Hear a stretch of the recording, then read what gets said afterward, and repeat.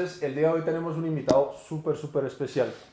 Recordando que estas siguientes 8 semanas nuestro tema principal, y siempre va a ser nuestro tema principal, es el bienestar y la salud. En este momento nos encontramos en una clínica muy especial con un doctor muy especial, ¿sí? Que se dedica precisamente a tratar a personas de una manera, yo lo llamo más saludable, más natural, ¿sí? Pero voy a dejar que él se introduzca primero y ya empezamos un poco a examinar su cerebro. Mi nombre es Claudio Sabogal, yo soy médico biológico especializado en homotoxicología, terapia neural, electroacupuntura de FOL, en medicina funcional. Llevo más o menos unos 23, 24 años ejerciendo esta profesión, siempre tratando de actualizarme en todos los temas y muy enfocado a la medicina preventiva y a la medicina anti-envejecimiento. Perfecto. Entonces, me encanta ese término que tú utilizas de la medicina preventiva. Porque es que hay un concepto que nosotros tenemos, y sobre todo esto viene también la salud del deporte, digámoslo así, que deberían ir ligados de la manito, ¿sí? Los profesionales de la salud con los del deporte. Y en teoría, mi pelea a manera muy personal con los médicos normales siempre ha sido precisamente eso, que por qué estamos tratando enfermedades cuando deberíamos estar previniendo. Entonces me encanta ese concepto que estás utilizando tú, y me encantaría si me cuentas un poquito qué clase de procesos trabajas tú aquí en la clínica, cómo podemos llegar a prevenir esas enfermedades. El gran error que se comete hoy en día en medicina es que es precisamente ese, se tratan de enfermedades y no enfermos. Correcto. Y la metodología que se utiliza para estudiar a los pacientes es una metodología muy dirigida a la enfermedad y no al terreno de cada quien. Correcto. Pues cuando nosotros nos enfocamos en el terreno del paciente tenemos que buscar diagnósticos individualizados. Lastimosamente hay una serie de parámetros que se miden en los exámenes laboratorios convencionales que no son parámetros de protección, son parámetros de función. Cuando tú tienes exámenes de laboratorio con unos parámetros de función, realmente no estás previniendo. La prevención se da cuando manejas unos parámetros oxigenativos que se vean, y eso solo les estudia la medicina funcional. Correcto. Los métodos de diagnóstico que nosotros utilizamos son métodos bioeléctricos que nos dan a entender el terreno energético de cada quien. Yo te soy sincero, yo no le creo mucho a toda la investigación generalmente guiada por los laboratorios médicos, ¿sí? Y todos estos estudios que se hacen porque no se individualiza cada caso. Correcto. Cuando tú hablas de una patología como la tiroides, por ejemplo, en un hipotiroidismo, no es igual el hipotiroidismo de Pedro al de Juan, porque Juan tiene su terreno y Pedro tiene el otro. Uno tendrá un problema emocional, el otro tendrá un problema funcional. Uno tendrá un problema de un órgano, el otro podrá tener un problema de una emoción, ¿no? Entonces, eso hace que todos los parámetros sean diferentes. En la metodología de laboratorios que nosotros utilizamos y de métodos diagnósticos, medimos la energía de los órganos que nos dejan ver el terreno de cada quien. Pedimos laboratorios muy específicos, sí, que no son los que convencionalmente se piden. Correcto. Y utilizamos otros métodos diagnósticos para complementar.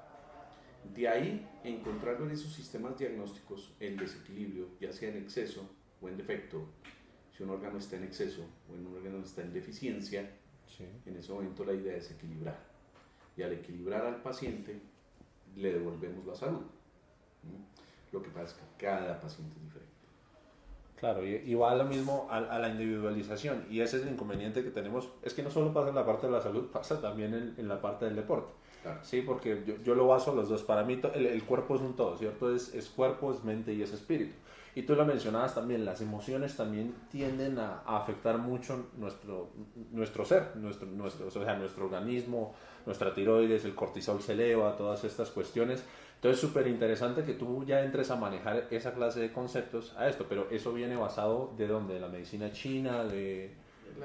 Las medicinas complementarias, precisamente lo que han buscado es unir diferentes conceptos, pero basamos toda la teoría en una subespecialidad que hay que se llama psiconeuroinmunoendocrinología. Ahora se le suma todo el sistema cardiovascular a eso, pero esa es su especialidad, nos conecta, ¿no? Esta conexión nosotros la veníamos conociendo desde mucho tiempo atrás en la homotoxicología. Correcto. en donde todo el organismo está conectado. Somos un todo, hay una conexión de todo. Y por ponerte un ejemplo, vemos como en el síndrome inflamatorio de mucosas, las mucosas, tanto la mucosa nasal, la mucosa faríngea, la mucosa esofágica, la mucosa gástrica, la mucosa intestinal, las mucosas, la piel o los riñones, todo tienen bacterias y están conectadas. Si nosotros seguimos pensando que una sinusitis es exclusiva de un otorrino o que una gastroenteritis es exclusiva del gastro y no conectamos que todo está conectado y que una cosa puede llevar a la otra y que una vaginitis o una colitis puede llevar a una rinitis, ¿no? Entonces estamos perdiendo la conexión. Y así como la hay en las mucosas, lo hay en la parte psíquica, lo hay en la parte orgánica, lo hay en todo sentido, ¿no? La parte inmunológica está unida a la parte endocrina y la parte endocrina está unida a la parte emocional y todo eso hace parte de un eje, ¿no?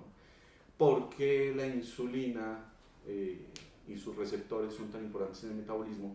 Pero porque el cortisol puede también alterar la insulina. Si el cortisol es una de esos productos que se dan en la glándula suprarrenal y que se activan por estrés, ¿no? Y esa hormona activada por estrés es una hormona proinflamatoria, pero que tiene tanto valor el comer mucho azúcar para activar la insulina como estresarme mucho para también alterar el receptor de insulina.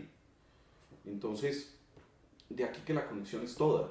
Ahora, con respecto a la relación que haces con el ejercicio, por ejemplo, ¿sí? Ahí también hay un gran desconocimiento.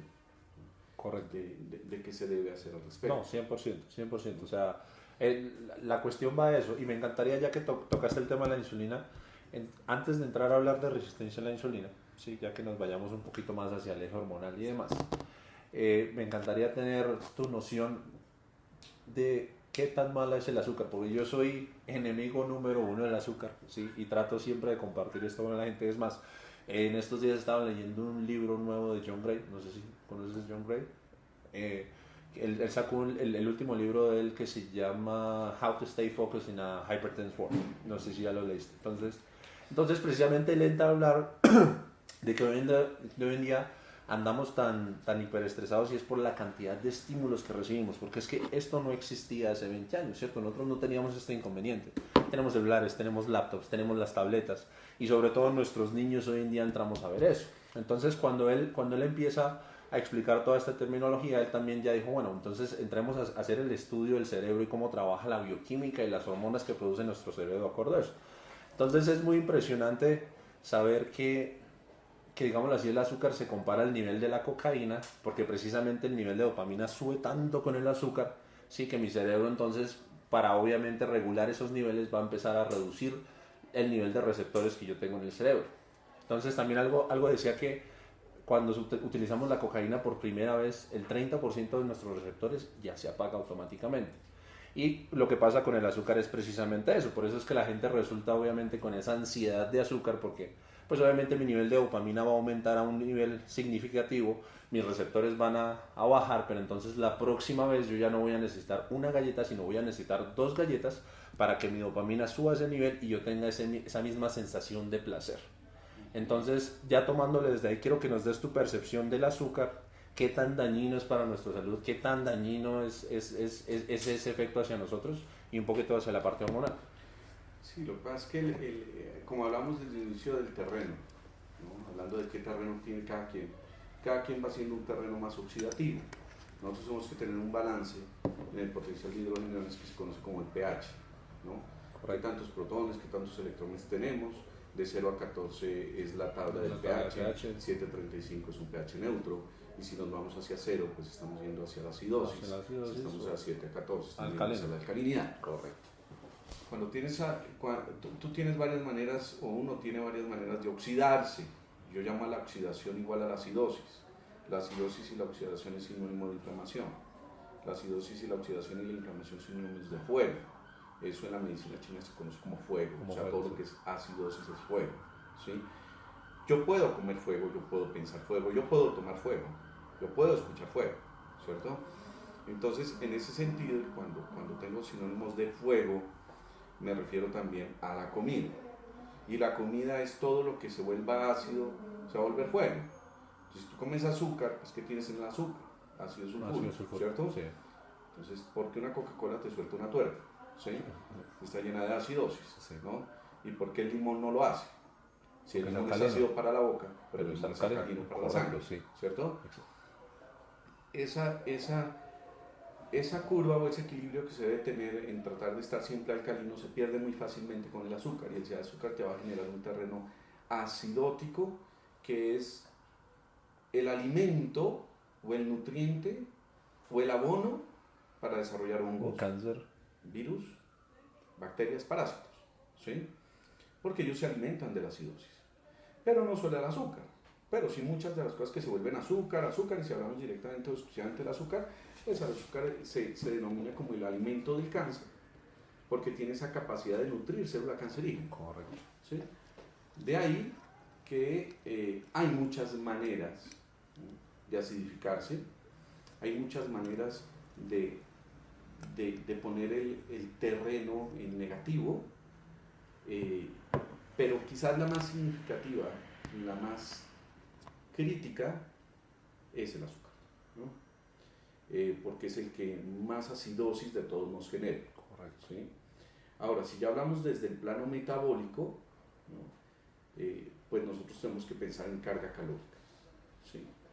Carga calórica es sinónimo de inflamación, y ahí volvemos a lo mismo. Volvemos a la carga. Carga calórica es sinónimo de inflamación, acidosis, fuego. Cuando tienes excesos de calorías, el sistema se inflama y empiezas a vivir en una inflamación crónica de bajo grado. Inflamación crónica de bajo grado. Es esa inflamación que no te hace ir al médico porque tengas un dolor, pero siempre te estás quejando de algo. O tienes cansancio, tienes debilidad, o a veces se te inflama la panza, o a veces te duele la columna, o a veces te duelen los pies o las plantas de los pies. Algo, o gastritis o reflujo, o estreñimiento, o depresión, sí, ¿no?, muy normal, claro. son síntomas de inflamación. Ok, genial. ¿Sí? Ese es el sentido que se le da a eso. Entonces, ¿por qué en el metabolismo? Porque cada vez que tú comes azúcar o tienes altas cargas insulinérgicas, por una carga calórica elevada, generas una inflamación que te lleva a la oxidación, y es un terreno. Y sobre ese terreno se van a generar enfermedades. Enfermedades que nadie quiere encontrar, porque son enfermedades crónicas. Sí. Enfermedades autoinmunes o cáncer, que la gente no quiere encontrar, pero sí duró años generándolas. Entonces, un niño que se toma un Milo, que se toma un cornflakes, que se toma un chocolate con pan con gluten, y aparte de eso pan con mermelada, entonces tiene unos niveles insulínicos muy altos, ya tiene un pH muy ácido, empieza a hacer cama de enfermedad y no quieren que les den mocos, no quieren que les dé fiebre. Genial esa percepción. Sí. Y de ahí que viene para la lonchera, y que viene al almuerzo, El y que viene a la cena. gansito, las papas fritas al almuerzo. Exacto. Luego tenemos la pizza en la cena, claro, correcto. Con un robo de minerales alcalinos, porque el exceso de acidosis hace que el cuerpo tenga que compensar esa acidosis con una alcalinidad depositada en ¿dónde? Los minerales alcalinos es el magnesio, el calcio, el potasio, y esos minerales que están en huesos, articulaciones, músculos, receptores de insulina, claro, hacen que se robe el magnesio para alcalinizar el pH y volverlo a 7.35. Ese robo de esos electrones en esos minerales alcalinos empieza a generar el terreno de la diabetes tipo 2, ¿no?, la diabetes juvenil, o la diabetes tipo 2, que es no insulino dependiente pero por daño del receptor insulinérgico, y ahí cama para el resto de las enfermedades de un síndrome metabólico, que pues todos conocemos en qué termina. Claro, y no solo es en lo mismo que hablábamos en cuanto sobre todo los niños con esa cantidad de azúcar, pues los niveles de dopamina que suben al cerebro, y ahí es cuando, porque estaba leyendo las estadísticas y es gracioso, pero o sea, no gracioso, realmente preocupante, ¿sí?, que a la edad de 20 años, y sobre todo los varones, cometen más suicidio que las mujeres, y eso viene precisamente, y eso lo hablaba también John Gray en su libro, precisamente por el exceso de azúcar y estimulación y sobreestimulación que nosotros tenemos hoy en día. ¿Sí? Porque es que uno de los grandes problemas que se tienen, y que hasta ahora se está empezando a hablar en eso, la medicina funcional lo trata hace muchos años, la medicina homotoxicológica más tiempo atrás, claro, ¿no?, es sobre la microbiota intestinal, ¿no? La microbiota intestinal hoy por hoy es quizás lo más importante en el sistema, porque se creía que el colon era simplemente un aparato de desecho, ¿no? Y resulta que en bacterias tenemos 4 a 5 veces más bacterias por célula, ¿no? Es decir que nuestra cantidad de bacterias debe ser muy elevada y es más vale que tengamos bacterias buenas, que nos ayuden a sintetizar la toxemia que nosotros producimos propios del metabolismo de los mismos alimentos. Okay. Cuando nosotros producimos amoníaco, producimos indoles, catoles, mercaptanos, producimos urea, todas estas sustancias que son tóxicas para el intestino, pero necesitamos una flora, una buena flora, una flora probiótica en una buena simbiosis para poder degradar, ¿no?, toda esta toxemia generada también por los azúcares. Entonces, ¿qué empieza a pasar? Tenemos varios problemas a nivel colónico porque empieza a haber una disbiosis intestinal con unas bacterias que producen beta-galactosidasa, que es una enzima que devuelve hormona, que devuelve químico al torrente, o sea, no nos deja sacarlo. Y aparte de eso, toda esa flora intestinal disbiótica lo que va a hacer es que es más putrefacta que fermentativa. Al ser putrefacta, hace que haya un síndrome de mala absorción. Ese síndrome de mala absorción con permeabilidad intestinal, porque ya se permea el intestino y empiezan a pasar alimentos a la sangre para generar anticuerpos, inflamaciones, mucosidad y demás, porque eso es lo que pasa también. Esa disbiosis con esa putrefacción que hay hace que los azúcares, que las grasas y que todos los no nutrientes, alimentos que tenían que ser eliminados queden produciendo toxemia, ¿sí? Al haber un síndrome de mala absorción, se dejan de absorber aminoácidos importantes como el triptofano para la producción de serotonina. La serotonina es lo que nos hace reír y estar felices.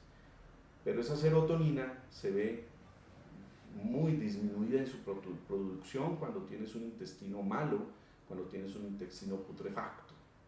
Y entonces las carencias de la conversión de triptofano a triptofanol, el transporte enzimático, la oxigenación de tejidos, la conectividad con cerebro se pierde y empiezan a tener deficiencias de serotonina, al igual que melatonina. Y en este caso empiezan las depresiones, pero las depresiones de intestino, les llamo yo, ¿no? No las depresiones de cerebro. Sí, algo leía que la depresión del 90% de los casos viene precisamente del intestino. De esa alimentación tan tóxica en la que está la gente, ¿no? Porque el niño se acuesta tarde viendo sus iPods y sus aparatos y por querer dormir más en la mañana se levanta tarde para comerse cualquier cosa y ese es el tipo de ritmo que se está llevando. Correcto. ¿Cómo entramos a prevenir eso? ¿Qué podríamos hacer nosotros para prevenir eso? Porque, por ejemplo, desde la naturopatía, nosotros lo vemos a que en teoría, pues nuestra alimentación debería ser muy alcalina. O al menos llegar a buscar un balance, porque pues tampoco vamos a dejar de comer ciertas cosas que nos gustan. Yo, por ejemplo, no voy a dejar de comer la carne, pero sí tengo en cuenta que tengo que estar consumiendo bastantes alimentos alcalinos y que obviamente tengo que estar consumiendo, yo soy mucho de consumir todo lo que son esencias, todo lo que son la cayenne pepper, todas estas especias que se utilizan mucho en la medicina china y demás, porque tienen ciertos beneficios y todo lo demás, antiinflamatorios, la cúrcuma, etcétera y demás. Desde tu percepción, ¿cómo podríamos hacerlo o cómo puede hacerlo la gente, por ejemplo, desde la casa?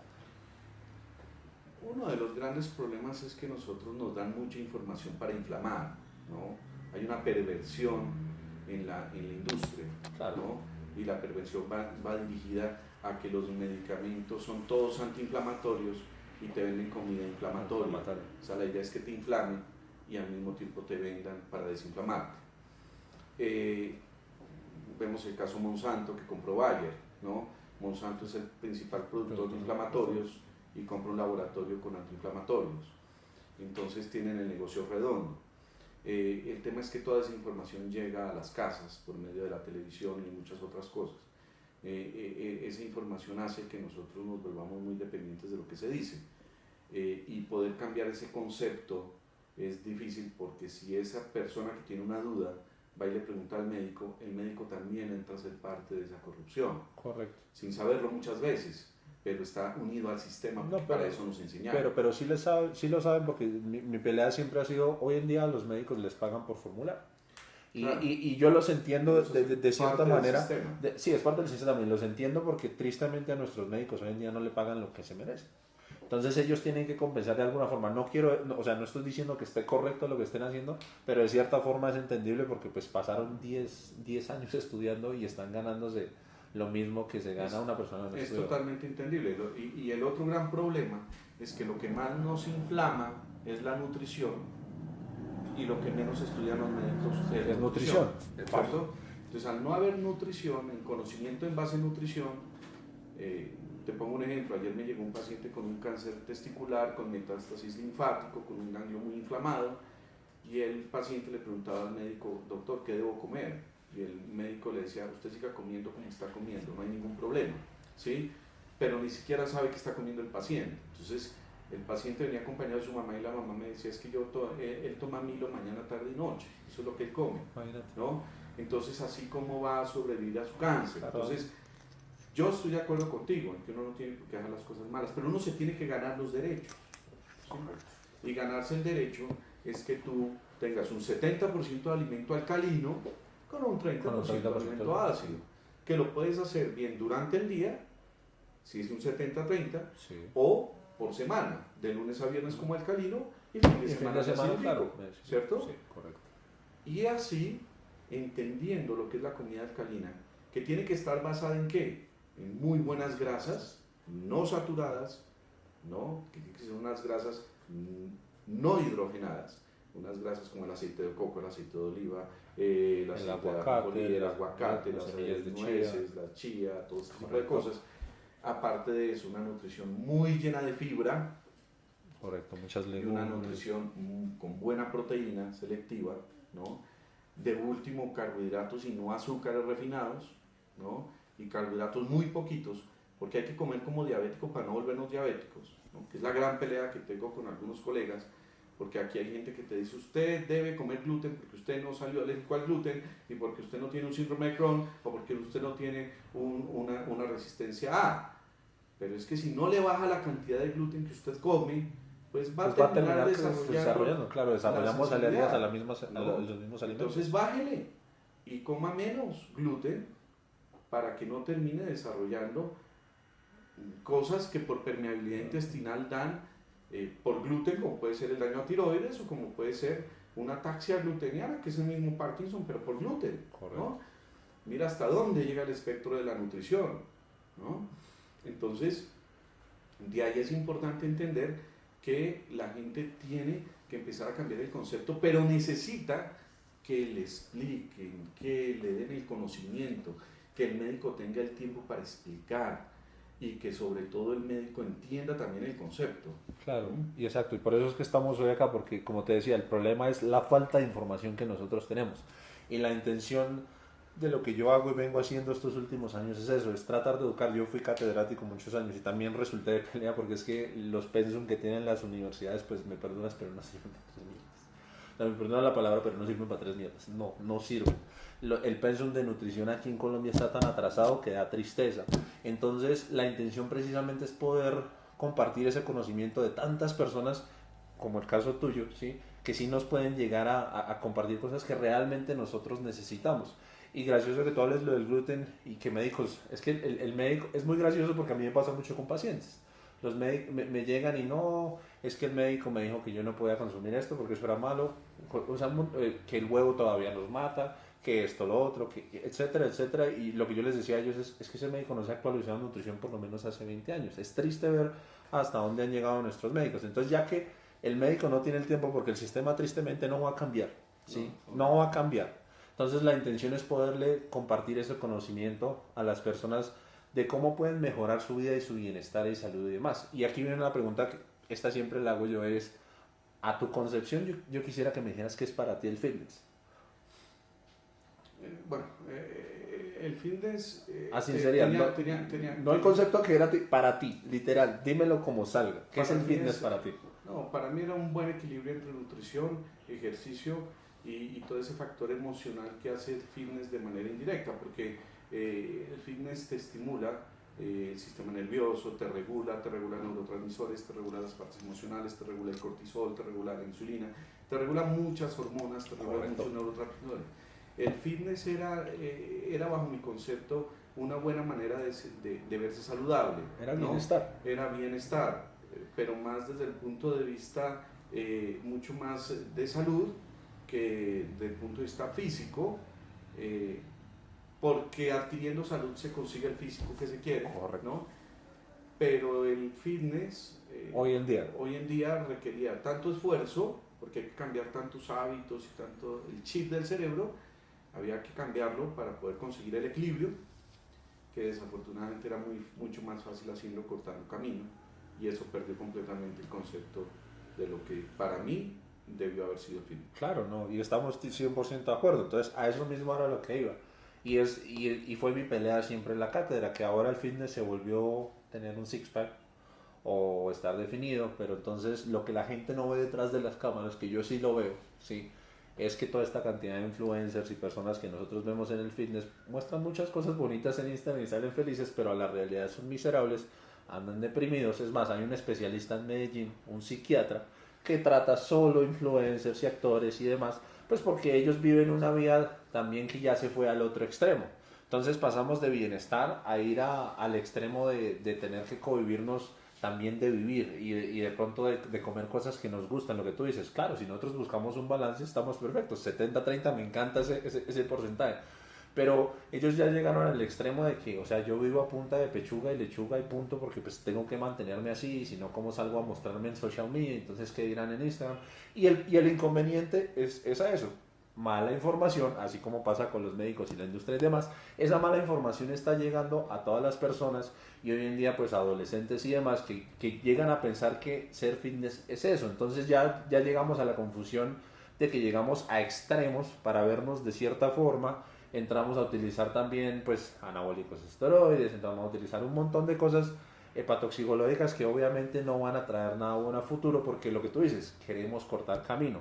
El error más grande que tenemos como seres humanos es que nosotros queremos las cosas para allá, ¿cierto? Nosotros no queremos hacer un proceso de 6 meses, de un año, de 12 días. Nosotros queremos de aquí a mañana, que si me vendes tú una pastica mágica, se me va a pasar, que es exactamente a lo que va la persona al médico. Entonces, ¿por qué el cáncer? Me encantaría tocar ese tema del cáncer. ¿Por qué el cáncer está atacando tanto en este momento? Claramente ya lo dijimos, sí, la acidificación, obviamente por el azúcar. Pero ¿qué más es lo que está causando que la gente esté con este cáncer tan avanzado últimamente? Son muchos factores. Para que tú te puedas desarrollar una patología como el cáncer, tienes que tener un exceso en radicales libres. Correcto. ¿Sí? No existe cáncer sin radicales libres. ¿Y qué son los radicales libres? Son moléculas sin oxígeno que llevan a robarte tu oxígeno. ¿Sí? Entonces tendrás que estar muy bien compensado con antioxidantes para no correr ese riesgo. ¿Sí? Hoy en día el estrés oxidativo, que lo viven todos, ¿no? Por presión psíquica, por presión emocional, por presión del ejercicio, por presión del medio, eso hace que entremos en un estrés oxidativo constante. Desarrollamos muchos radicales libres con cosas como ¿qué? Como la irradiación electromagnética, como la alimentación ácida, como la polución, como los fungicidas, herbicidas, plaguicidas, tóxicos del medio ambiente, metales pesados, BPA en los plásticos, mil cantidad de cosas que nos hace tener que desarrollar muchos radicales libres. Los radicales libres eran hasta cierto punto en equilibrio relativamente sanos, pero cuando se pierde el equilibrio empiezan a ser muy dañinos. Y el ejercicio es otro más. Muy en desacuerdo con los veganos, muy en desacuerdo con todas estas cosas que están tan extremas. Exacto. Porque las personas no se mueren por exceso, se mueren por defecto. ¿Sí? Entonces el paciente viene y le dice a uno, doctor, ¿qué tengo? ¿No? Y uno le tiene que decir es, ¿qué no tiene? ¿No? Hablemos de un ejemplo, vitamina D3. ¿No? Sí. La vitamina D3 tiene efectos a diferentes niveles, a tantos que no debería llamarse vitamina sino hormona. ¿No? Regula para tu hormona, pero aparte de eso, obviamente absorbe calcio en hueso, pero estimula linfocitos, porque es activadora del sistema inmune, pero aparte de eso regula el hormonal en muchos aspectos. Sí. Y tú entras a mirar pacientes y en el rango de la medicina convencional se acepta que el valor de referencia sea de 30 a 100, no es lo mismo 31 que 99, ¿no? En el rango de la medicina protectiva, de la medicina funcional, no puede bajar de 60, ¿no? Ideal 70, ¿cierto? Entonces tú encuentras médicos que encuentran en sus pacientes un rango de 31 y se les hace normal, ¿no? Sí. Pero no tiene idea que la importancia que tiene tener valores buenos de vitamina D3 para poder cumplir con el espectro de funciones que ya tiene. Entonces, empiezan los pacientes a sufrir de deficiencias. Las deficiencias generan terreno por exceso de radicales para empezar a disminuir la capacidad de activar células inmunológicas en nosotros que están hechas en contra del cáncer, como las células natural killer. Y como vivimos en un terreno tóxico, Correcto. en donde ni siquiera el sistema inmune puede correr a la velocidad que tiene que correr para atrapar a las células malignas, sino que estamos densos, tóxicos, ¿no? En medicina biológica se conoce el término de matrix, ¿no? Sí. La matriz celular, la que conecta todas las células, ¿sí? Y esa matrix suele estar polimerizada. Polimerizada es como mis pelos, así parada, ¿no? Toda fibrosa, toda rígida. Esa polimerización hace que no haya conductividad eléctrica, que no haya transporte de oxígeno, que no puedan salir las toxinas y que no pueda correr el sistema inmune como tiene que correr. Entonces, al haber ese terreno, ¿nosotros qué tendríamos que hacer? Despolimerizar la matriz, es decir, liquificarla, volverla flexible para que vuelvan a transportarse los nutrientes. Hoy te digo que el 90% de las personas viven polimerizadas, o sea, viven rígidas, o por estrés, o por cortisol, o por azúcares, o por más. Y eso favorece el desarrollo del cáncer, porque las células cancerígenas están ahí y todos los días desarrollamos cáncer, todos los días, pero depende de nuestro sistema inmune para poder regular. Cuando no le damos armas al sistema inmune, pues se queda corto. Hoy, claro, hay muchos cánceres dependientes de hormonas retenidas en el hígado de las mujeres, los estrógenos disparando a la mama, los estrógenos disparando al ovario y demás, ¿no? Hoy vemos como hay cientos de químicos que quedan ahí libres en hígado, ahí rotando sin hígado porque no drenamos buena bilis, porque no tenemos buen colon, porque no tenemos buenas bacterias para eliminar esos químicos. Entonces todos esos xenobióticos se quedan ahí y muchos con potencial canceroso. Y entonces entre químicos, entre, bueno, virus, que son los principales causantes de cáncer, por la línea de los linfocitos T, H1, es decir, tenemos todo, es decir, les estamos dando todo el camino. Entonces, pues, ¿por qué habrá tanto cáncer? Pues porque la gente tiene, primero, gran desconocimiento, y si lo llegan a adquirir tampoco, lo ponen en práctica, de cómo evitar. Correcto. ¿Qué tratamientos, por ejemplo, entras a hacer tú cuando te llega un paciente acá que viene precisamente de todo esto que estamos hablando?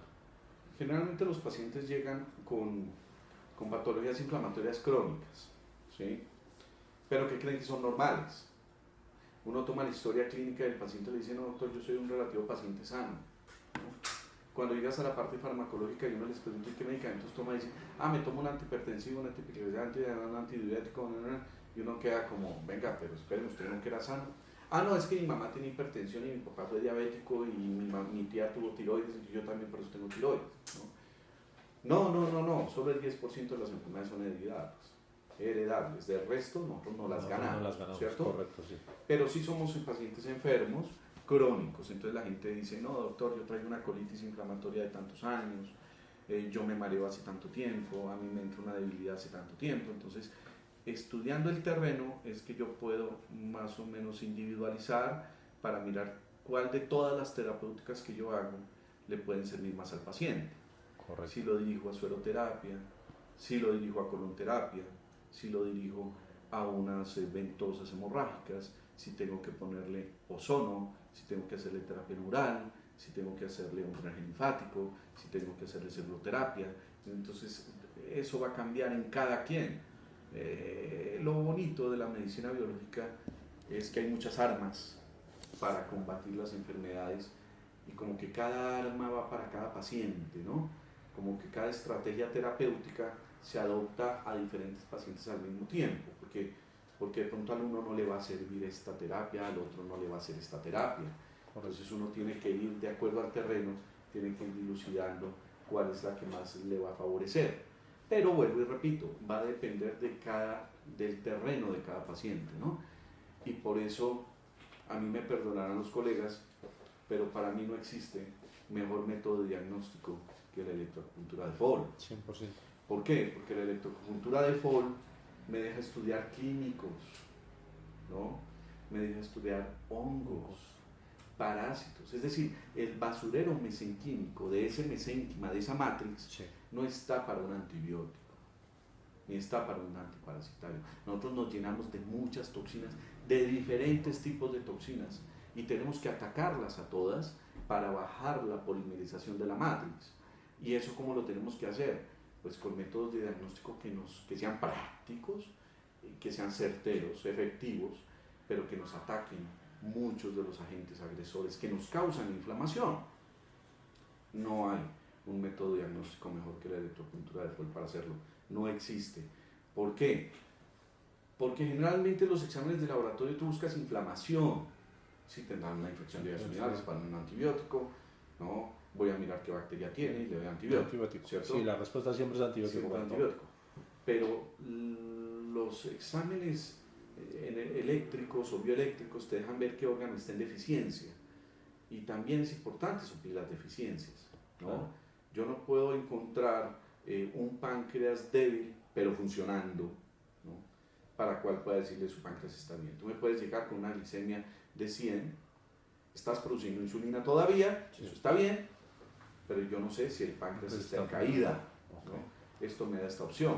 Entonces, la individualización de cada paciente y las diferentes terapéuticas que se cuentan aquí, pues nos dejan curar enfermedades y no enfermos. Correcto. Perdón, curar enfermos y no enfermedades. Exacto, y es que la medicina general, y ya lo hablo desde la otra parte de lo que te decía, yo llevo estudiando 3 años en New York constantemente algo que se llama Neurokinetic Therapy, y nosotros entramos a ver precisamente el cuerpo como un todo, ¿sí? ¿Cuál es el inconveniente normal con los dolores crónicos? Y esto ya va a esas articulaciones, lesiones, toda esta clase de cuestiones. Si tú vas a un médico común y corriente, un deportólogo, sea el que sea, y le dices que tú tienes un dolor crónico en la rodilla, el médico, ¿cuál es la respuesta que te va a dar? Hay que operar. ¿Me equivoco? Pasa 99% de las veces. Es la rodilla. Pero nosotros no estamos estudiando el cuerpo como todo. Entonces, nosotros desde la percepción que lo vemos es a lo mismo que tú vas un poquito más allá, yo voy más a la parte física, y es, venga, entremos a ver todo el cuerpo y por qué se está produciendo ese dolor en la rodilla, porque el 99% de las veces esos dolores crónicos vienen es de sobrecompensaciones que pudieron haber sucedido hace 20 años, ¿sí? Yo he tenido pacientes que han venido con dolor crónico de un golpe que tuvieron hace 20 años y ellos nunca le pararon atención simplemente ¿por qué? Porque no sé, se rompieron un pie, ¿cierto? ¿Cuál es la respuesta de mi organismo como protector? Si él va a decir, listo, entonces me rompí mi pierna derecha, voy a cargar todo mi peso a mi pierna izquierda. Lo que pasa es que el cerebro muchas veces no vuelve a reactivar esos receptores, entonces yo voy a seguir sobrecompensando sobre esa pierna y de aquí a 20 años es donde yo entro a tener problemas. Y esta rodilla ya llega a un punto de un dolor tan crónico que yo pienso que mi rodilla es la que no está funcionando y realmente mi rodilla es lo único que está funcionando, o sea, estoy cargando todo mi peso sobre mi rodilla izquierda. Entonces es interesante que tú me lo muestres desde esta forma porque nosotros lo vemos todos desde el sistema nervioso y el córtex neurocerebral. Entonces es como por medio de una serie de test manuales le decimos al cerebro, oiga marica, esto no está funcionando, el cerebro no es tonto, el cerebro vuelve a reactivar y buscamos precisamente esa área en todo el cuerpo que está produciendo esa sobrecompensación o que está inhibiendo que todos esos músculos se activen, lo reactivamos y la persona vuelve a su normalidad, sin necesidad de tener una cirugía. El mal del carpio es lo que más veo yo. ¿Sí? El mal del carpio es una disfunción del nervio medial para mí y esa es la manera como yo la veo. Porque, ¿cómo mantenemos nosotros todos los días? La oficina, llegamos a la casa, el celular, siempre estamos en estas posturas. Entonces, obviamente, estoy haciendo una carga sobre mi nervio medial. Lo único que está trabajando son mis muñecas. De ahí a que yo venga a tener ese dolor crónico tan absurdo acá, pero no es que mis muñecas tengan ningún inconveniente. Ahora, si la persona deja que un médico entre a hacer cirugía precisamente en esa muñeca, nosotros ya sabemos que pierde 30% de su movimiento. Y eso sí le va bien. Entonces, es interesante obviamente conocer ese concepto. Quería preguntarte qué piensas tú sobre el cannabis medicinal. ¿Qué piensas de los tratamientos de cannabis en este momento? Nosotros tenemos receptores cerebrales para cannabinoides y tetracannabidiol. Claro que sí, el CBD. Entonces, en ese orden de ideas es perfectamente válido. Obviamente importa mucho la concentración en cada paciente. Entonces aquí no se puede generalizar y ahí se van a cometer miles de errores porque no tienen métodos para individualizar cada caso y cada dosificación y cada concentración para cada paciente. Correcto. Realmente, si bien por kinesiología o si bien por electroacupuntura, son los únicos métodos en los que tú puedes individualizar cada caso para cada paciente, son los únicos, ¿no? Sí. Y cuando logras encontrar la dosis para el paciente con la concentración, el efecto terapéutico es excelente. Es excelente, sí. Es que puedes encontrar 10, 12, 15 concentraciones diferentes, unas de cannabidiol, otras de tetrahidrocannabinol, entonces pueden ser 10 a 1, 8 a 1, 8 a 2, hasta llegar a, hay unos que se van más para enfermedad autoinmune, hay otros que se van más para enfermedad tipo cáncer, hay otros que se van más para insomnio, para relajación o demás. Entonces no le puedes meter a un paciente con cáncer uno de insomnio. Sí, no te va a funcionar. La culpa de la concentración del cannabis. Vale, genial. Pero entonces, desde todos estos conceptos, ¿sí? A manera de prevención, ¿cuál sería tu mejor consejo? Primero, pensar en nutrición, ¿no? Si no hay nutrición, no. Segundo, pensar en hidratación. Tercero, hay que pensar en la psiquis, ¿no? En el control, en la oxigenación, en la respiración, en la meditación, en cosas que nos ayuden a regular la parte psíquica, a regularla. Hay que regular las hormonas, hay que regular el cortisol, la adrenalina, la noradrenalina, la acetilcolina. Estas hormonas generadas de la glándula suprarrenal. ¿Por qué? Pues porque la glándula suprarrenal está encima del riñón. El riñón es el órgano agua que apaga todos los fuegos del sistema y como órgano agua es el que estimula la médula. Entonces, desde el punto de vista emocional, yo puedo suprimir por cortisol riñón, no estimular médula, no producir los linfoblastos que se necesitan ser madurados en el intestino como linfocitos y que ahí me hagan una cascada de defensa importante en todo el sistema. Y mira desde dónde empieza también, desde la parte emocional. Claro. Entonces, regular la parte emocional, la hidratación, la nutrición. Soy muy amigo y creo que si alguien vive sin eso, no va a sobrevivir en este mundo de toxinas y son los enemas de café. Siempre promulgo mucho los enemas de café, con sus dos contenidos importantes, ¿no? La glutatión peroxidasa, una de las enzimas muy importantes en la vía de antioxidación. Tenemos los palmitatos, como el palmitato de caboel en el café orgánico, y esos tipos de nutrientes en el enema de café, ¿no? Hacen efectivamente que nosotros podamos tener una prevención, ¿no? Entonces, los enemas de café y el ejercicio. Pues, ejercicio con buena antioxidación, ¿no? Enemas de café, drenar bilis, drenar hígado, oxigenar, sembrar palmitato, sembrar glutatión.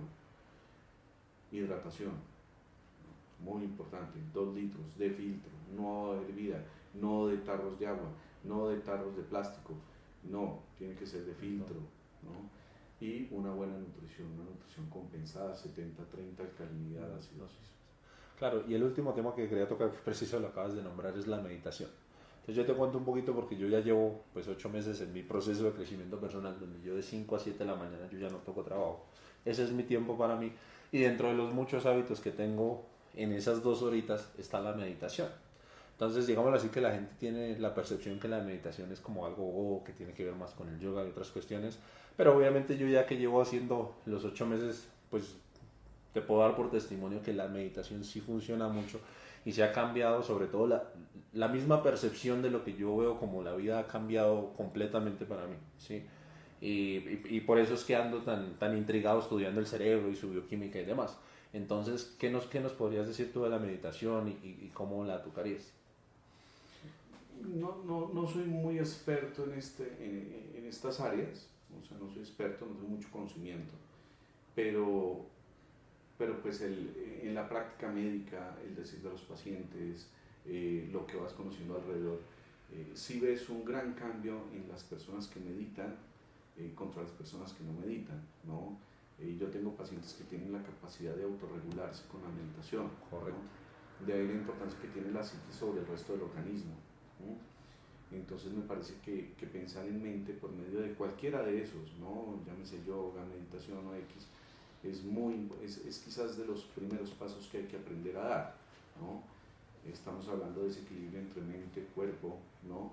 Y si nosotros no alcanzamos a equilibrar nuestras emociones, tenemos que buscar formas o sistemas que nos ayuden a regularla. Claro. De ahí la importancia de entender que estas cosas son completamente sanas y necesarias, especialmente en personas estresadas, en personas con carga tóxica psíquica, tienen que drenar la psiquis. Y una manera de drenar la psiquis se hace por medio de la meditación. Mucha gente cree que la meditación es simplemente poner la mente en blanco. No. Y realmente la mente nunca está en blanco cuando se medita. Imposible. Nunca, es imposible. Tú no puedes, es como si le dijeras al corazón que deje de latir. El corazón no va a dejar de latir. La realidad de las cosas es que la mente siempre divaga cuando uno está meditando, pero es volver a ese mismo punto. Es irse, volver. Pero desde la medicina china y demás, y también desde la meditación se habla mucho también de la naturaleza y de, por ejemplo, la playa, el beneficio que tiene hacia nosotros.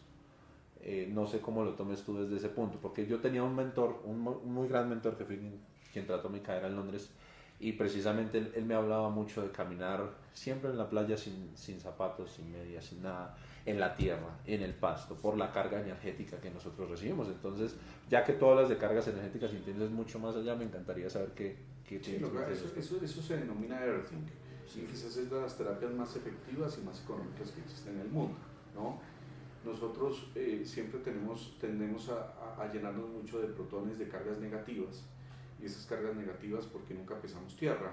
O sea, sabemos que tiene que haber un polo a tierra, ¿no? Sí, y somos electricidad. Algo que muchos médicos no quieren entender es que somos electricidad cuando vaya y meta el dedo allá a ver si no le coge la corriente, ¿no? Entonces, esa carga protónica generada por toda esta cantidad de radiación y todas estas cosas, muchas veces no las conectamos con tierra. Entonces vamos llegando de protones, gente que vive en el segundo, tercero, cuarto, quinto piso de un apartamento, pues nunca tiene contacto con tierra, ¿cierto? Ni siquiera los que viven en el primer piso. Correcto. Nos ponemos unas suelas de caucho, salimos a caminar, volvemos a dormir, no hemos tocado tierra, entonces va a seguir siendo más alta la carga negativa que la carga positiva. De ahí que cuando tú te descalzas y caminas descalzo, empiezas a hacer un polo a tierra y algunos que parecen loquitos abrazando los árboles, que es muy bien, está muy bien, y lo que haces es cargarte de electrones para devolverle la polaridad al sistema. Entonces ahí también vas a tener un intercambio en el pH y eso nos libera, eso nos activa los genes, nos activa la energía, eso nos sirve mucho.